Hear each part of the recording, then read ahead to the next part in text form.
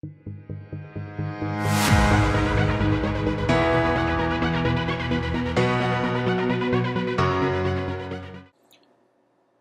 guys, welcome to my channel, NexTutorial, and in today's tutorial I'm going to be doing a factory reset on the new TCL LX.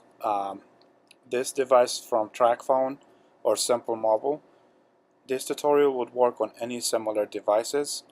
The model number for this phone is A502CL, and what you will need to do to factory reset this device, you will need to hold the power key and the volume up. So volume up and the power key, what you hold and press both buttons at the same time.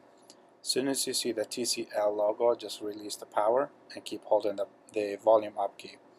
The factory reset screen will come up. Use the volume down key to navigate. You want to scroll down to wipe the device, scroll down to yes. Then you want to wipe the cache partition. Press the power key to confirm, then down to yes. Then you can restart or power off the device when you're done. This is it, guys. If you like my video, please make sure to like and subscribe my channel for more. Thank you guys for watching.